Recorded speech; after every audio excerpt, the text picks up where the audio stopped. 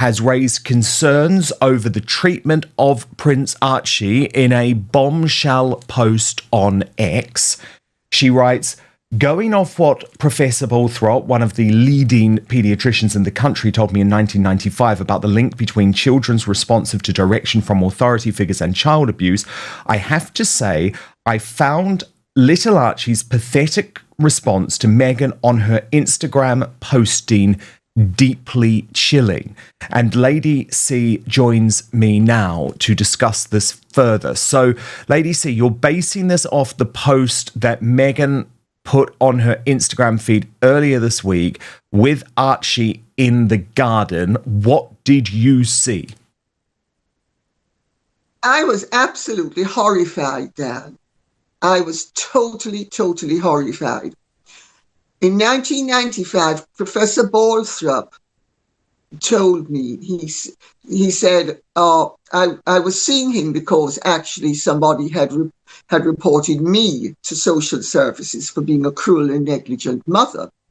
And I was caught up in a huge case in the family courts for several months in 1995, before, of course, I was absolved of whatever, all accusations. But I had to take my children to Professor Balthrop, who was the leading expert in the field at that time, at the Chelsea and Westminster Hospital it was, and he was going to be investigating. And of course, you know my boys, so you know they're very spirited and always were. Lovely boys. And I couldn't, I was trying to get them to behave themselves as they were caterwauling all about the place, enjoying themselves.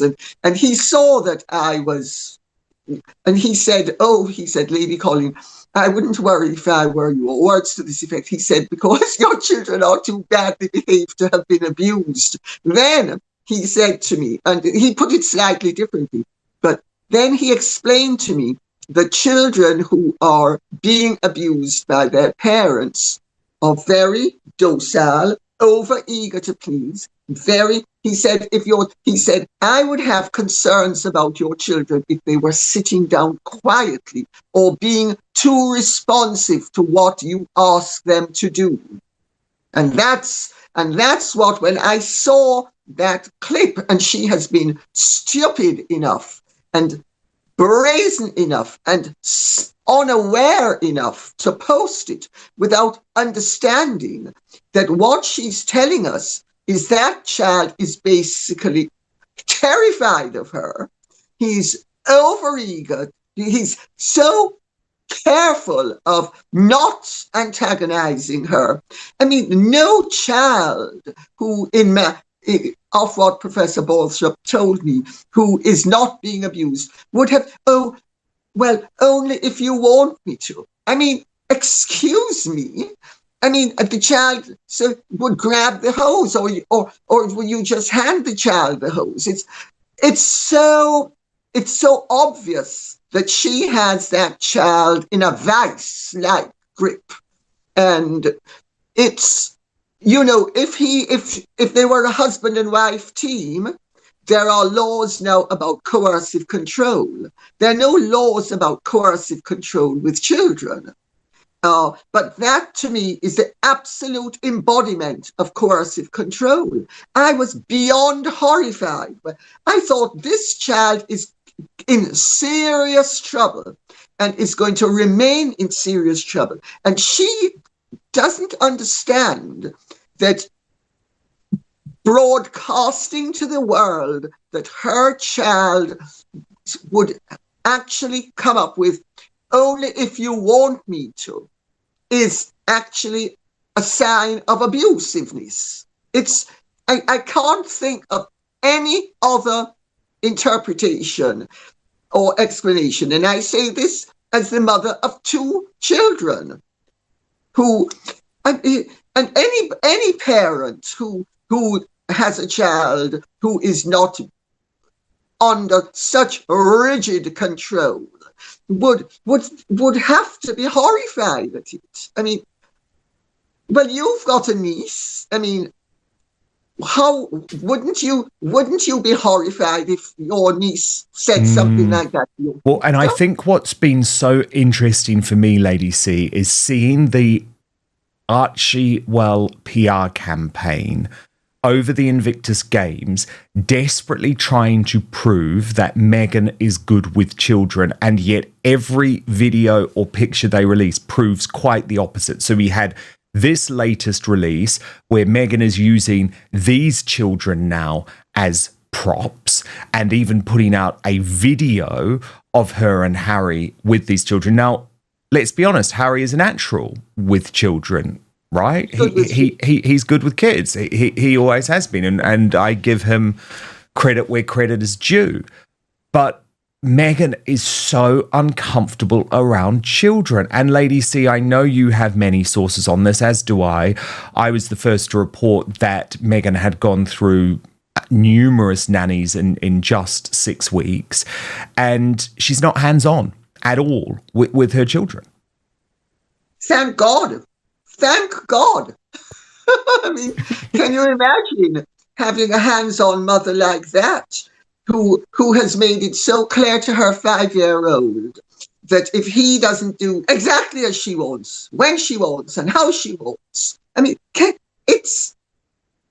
I can't exaggerate enough. And also, my mother was also a dominatrix. And my mother was also very controlling. And I remember when I was about 4 or 5 years old, maybe 6, we were at the luncheon table, Mummy, my brother, my younger sister and I, and the butler came in and was serving us and whatever. And I said something, and she just gave me a look. And Phoebe, my younger sister, then ratified it.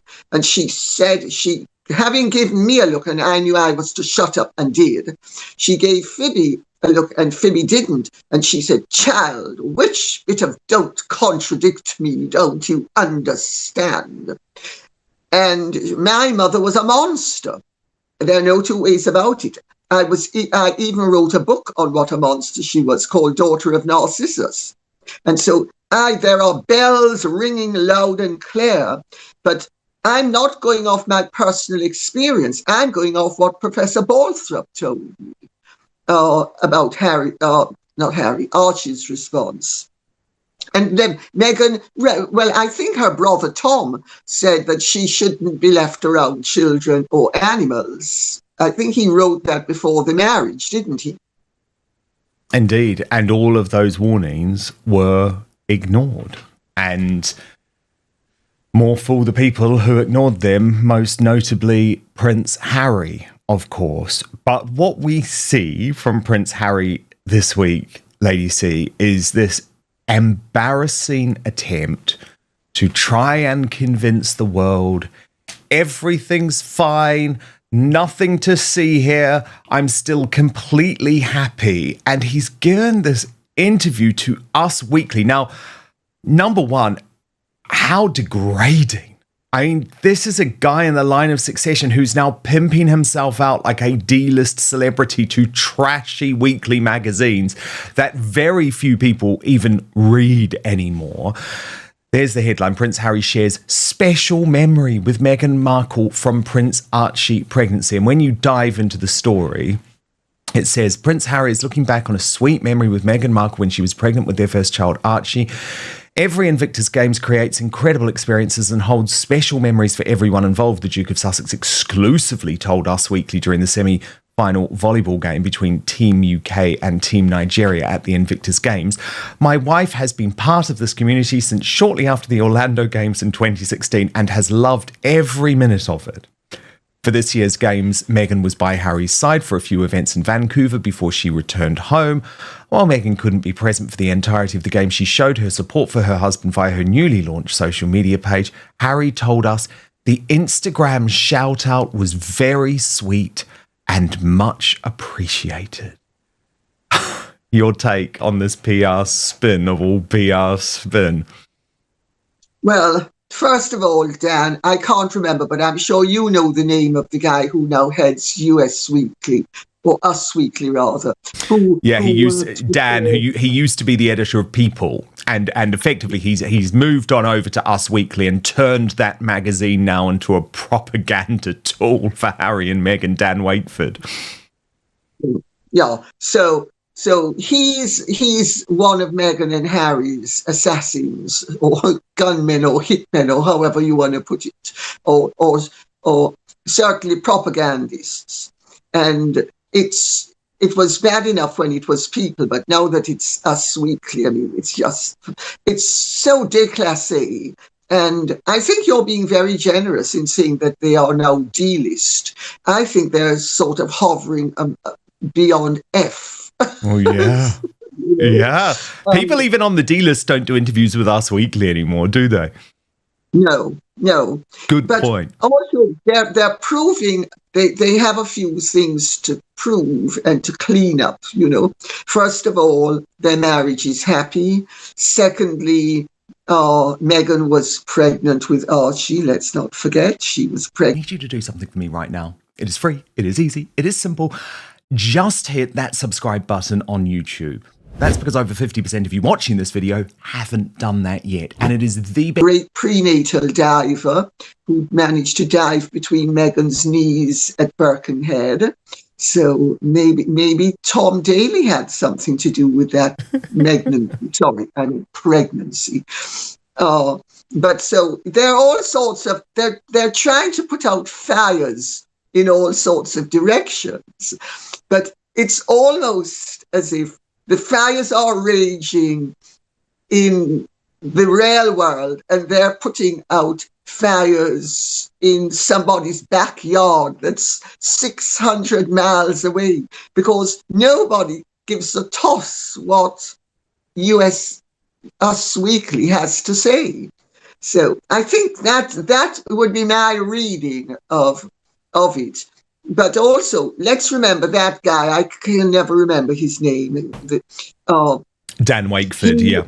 Increased salary, or was his day finished and he was moved downwards, and it's a natural regression as opposed to progression. Well, yeah, he was actually out of work. I know what happened here, because he'd left People magazine to go and launch this new website called The Messenger. It was a massive flop. So he was desperate, absolutely desperate, needed to take a job.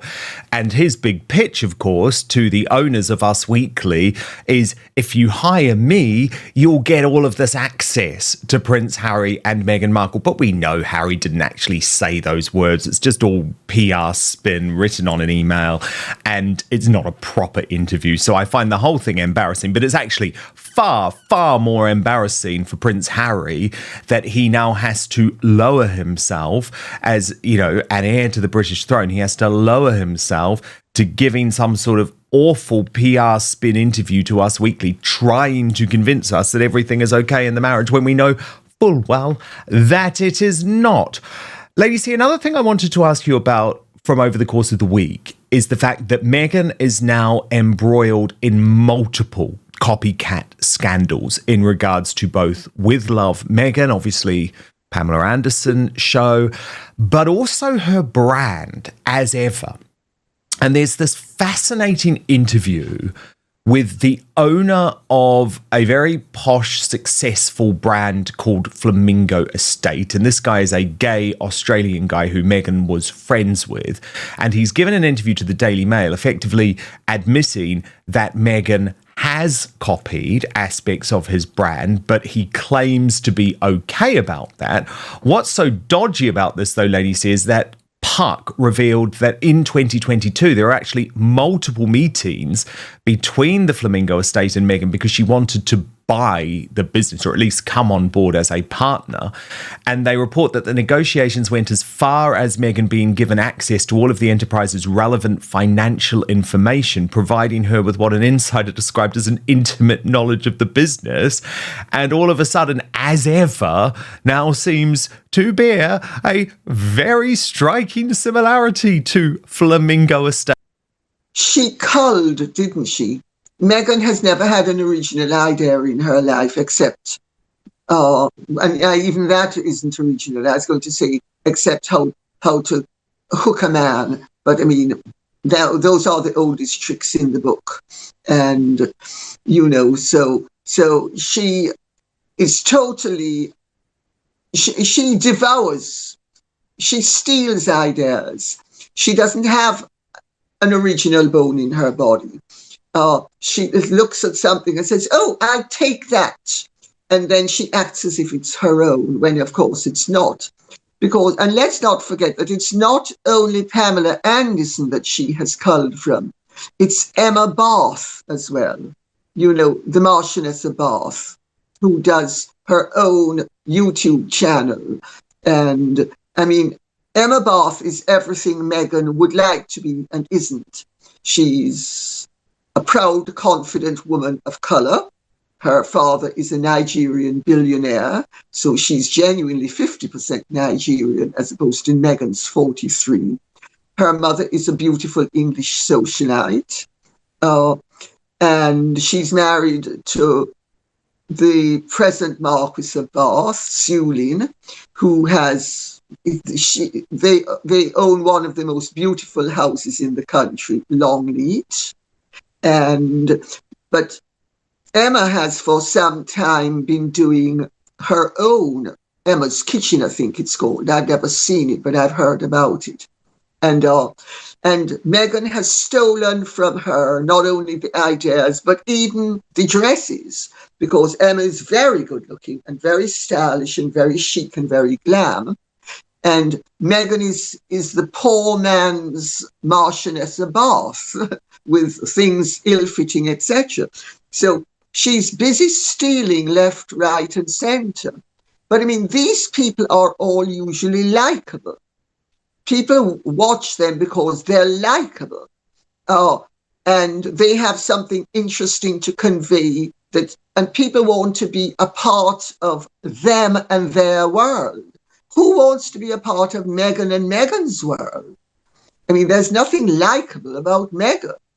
So I don't see how all this theft is going to actually result in anything positive, but you never know. It might have limited success initially, but I don't think it's going to have long-term success.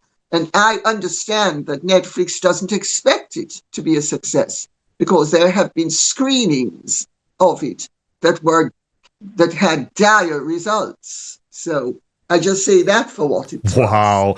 And remember as well, we know that there's been all of this desperate reshooting going on, re-editing, and it's a very difficult job for the producers, Lady C, who are like, oh goodness, we've made this show and now Meghan wants the show to be about how much she cares for California, which was never what the show was originally about. I mean, it's going to be a mess, isn't it? Well, it's also very opportunistic. I mean, you are a professional and I'm a professional. And one of the very first rules of anything that is supposed to stand the test of time is it cannot be too contemporary or contemporaneous. Because if it's set too rigidly in a particular time, it very quickly gets dated. So by bringing in all of this, first of all, it's a mistake in terms of longevity, because if people are going to look at a repeat of that show in 2 years or 6 months or 5 years, it's going to be very dated because the whole California Files would have been history, so to speak. So it's not even conceptually sound. But let's see what happens, because I understand that her demands at Netflix were not exactly greeted with open arms. Let's put it that way. And in fact, I think I told you, Dan, my information was that Meghan had pitched something to the board of the Oscars, and that Netflix is the one that kiboshed the idea and said no when Meghan wanted footage of her, and Netflix refused to provide the footage. And at the time, I hesitated going public with it. I think it was about 2 weeks ago, because I said it would give her enough time to maybe create a rebuttal and somehow wangle her way back into the Oscars. So let's see what happens, because the Oscars are on Sunday evening and this is only Thursday. But my understanding is that Netflix is not very much more enamored of her than William Morris Endeavour. So, No, indeed. Meghan had... And if there was any year to get an invite to the Oscars for her, it was this year. She needs it. She's launching her show. And I don't think she's going to be there. Lady C, I just wanted to play you an interview that started to go viral again, because it's from Meghan Markle a number of years ago on a lowbrow show called Yahoo Style, when she was promoting the TIG, and folk are saying how she's very much now gone full circle. What do you make of it? Well, boomerang. She's gone full circle. She's back. She's back. But also, Dan, I don't think people understand what the TIG was and what it was about. It was Meghan's concerted attempt to up her profile, expand her circle, elevate her reputation, and either create the opportunity where you will give me a product. And she was clever because she befriended one or two people in the early days, people like Serena Williams. That's the first time that she really played the color card. She played it with Serena Williams. And but then she was very careful to avoid playing it thereafter. But she definitely did play it with Serena Williams. And it was a vehicle. And she was also paying PR people to help her to promote it. All Meghan's earnings, people say she was worth $5 million when she entered the royal family. She wasn't. She didn't even own a house. She didn't own a proper picture. She didn't own anything of any consequence. What she had done was she'd taken all her earnings, plowed them back into promoting herself and the TIG so that she would become a bigger star. It paid off very well because she ended up marrying Harry. So there was nothing flawed about that plan. The flaw was when she married Harry, she didn't understand that she needed to continue to pretend to be the nice person and the enthusiastic person and the positive person that she had been faking on her trajectory upwards. And she thought, oh, well, I've now arrived. I can just be myself and I can show people what I really am, which is a dominating bitch. And he's discovered that most people don't like a dominating bitch. And I mean, even Harry, certainly who's much of a subservient a lot of the times, he doesn't like it all the time. No. And as we have seen with Archie, he's terrified of it. Yeah, indeed. Today's royal discussion focuses on Lady Colin Campbell's latest comments about Meghan Markle's parenting and why they have sparked fresh debate about Prince Archie and the Sussex family's approach to raising their children. Lady Colin Campbell argues that some of Harry and Meghan's parenting decisions could have long-term consequences for Archie. She believes their approach has raised important questions about the children's upbringing and public image. The discussion also looks at the Sussexes' decision to keep their children largely out of the public eye while occasionally sharing photos and updates. Supporters say they are protecting their family's privacy, while critics believe the mixed approach invites more public speculation. The video suggests that the ongoing debate is about more than parenting. It reflects the continuing tensions between Prince Harry, Meghan Markle, and the royal family, with every public appearance drawing renewed attention. While Lady Colin Campbell's comments have generated strong reactions, they remain her personal opinions rather than established facts. What do you think? Are Harry and Meghan simply protecting their children, or do their public choices create unnecessary controversy? Share your thoughts in the comments below, and don't forget to like, subscribe, and turn on notifications for more royal family news and analysis.